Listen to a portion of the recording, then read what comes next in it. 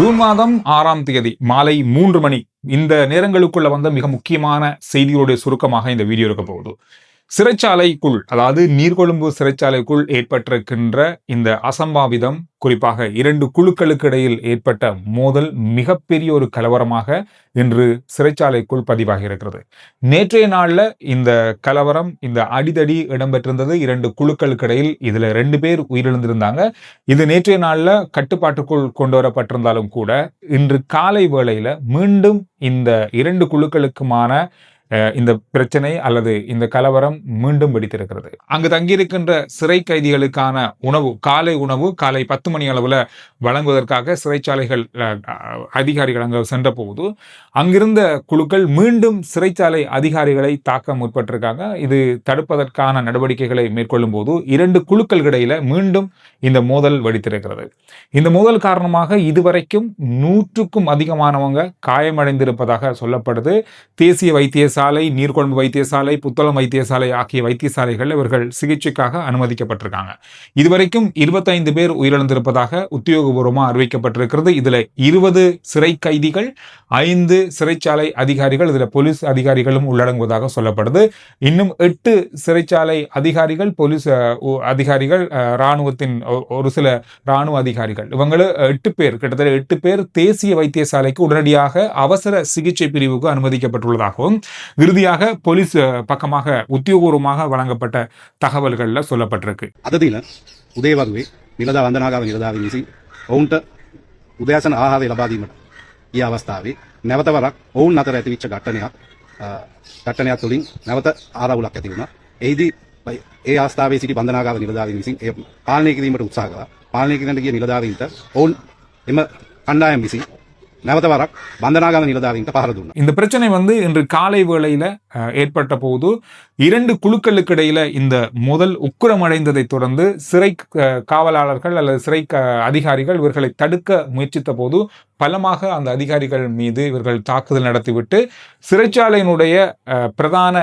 நுழைவாயில இருந்த அதிகாரிகளையும் தாக்கி சிறைச்சாலை கதவுகளை உடைத்து வெளியில் செல்வதற்கு முயற்சி மேற்கொள்ளப்பட்டதாக சொல்லப்படுகிறது. இதனால இன்னும் பெரிய அளவான ஒரு பதட்டமான சூழல் ஏற்பட்டதாக சொல்லப்படுது. இந்த சிறைச்சாலையில 1800 சிறை கைதிகள் இருப்பதாக சொல்லப்படுது.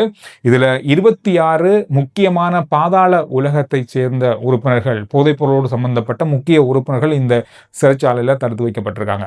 இந்த சிறைச்சாலையில் ஏற்பட்ட இந்த கலவரத்தினுடைய இந்த பதட்டமான சூழல் தொடர்பாக முதல்கட்ட விசாரணைகள்ல சொல்லப்படுற விஷயம் சொன்னா 2 குழுக்கள், குறிப்பாக ஒரு குழு இந்த போதைப் பொருளுக்கு எதிரான குழு, இந்த போதைப் பொருளுக்கு சார்பான குழு, இந்த 2 குழுக்களுக்கும் இடையில் ஏற்பட்ட முருகல் தான் இந்த பெரிய கலவரத்துக்கு காரணம்னு சொல்லப்படுது.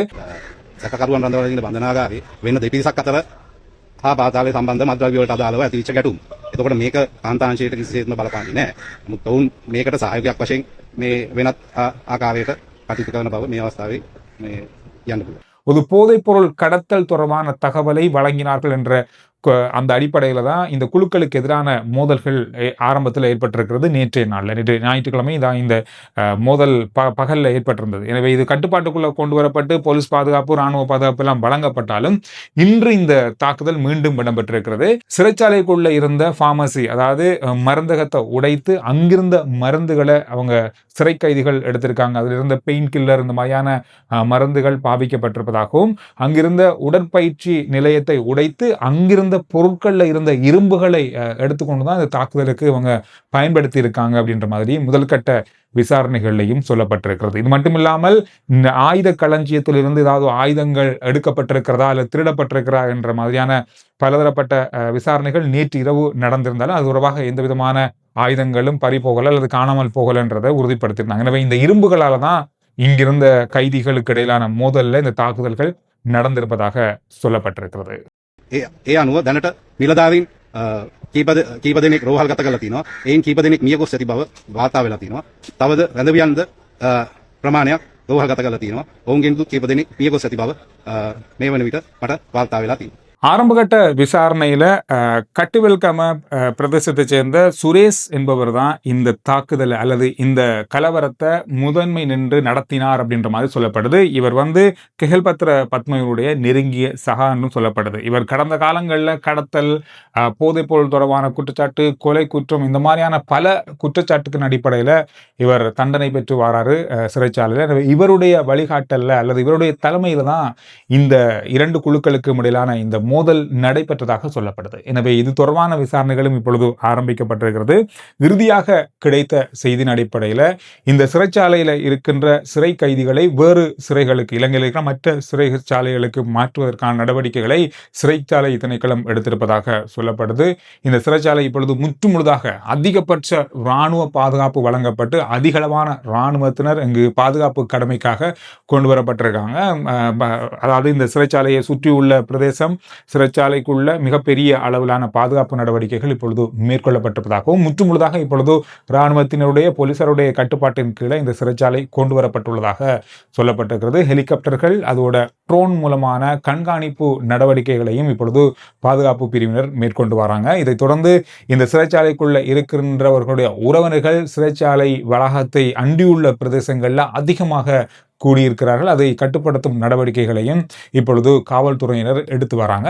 இந்த சிறைச்சாலை தொடர்பான இந்த விடயம் தொடர்பாக இதுவரைக்கும் அதாவது மாலை 3 மணி வரைக்கும் வந்த புதிய தகவல்கள், போலீசாருடைய தகவல் அடிப்படையில் இதுல உயிரிழந்தவர்கள், இன்னும் காயமடைந்தவர்கள் தொடர்பான தகவல்கள், சரியான தகவல்கள் திரட்டப்படுவதாகவும், இது இன்று மாலை வேளையில போலீசாருடைய உத்தியோகபூர்வ தகவல்களில் இது தொடர்பான அத்தனை தகவல்களையும் வெளியிட காத்திருப்பதாகவும் போலீஸ் பக்கமாக இறுதியாக வந்த செய்தியில சொல்லியிருக்காங்க.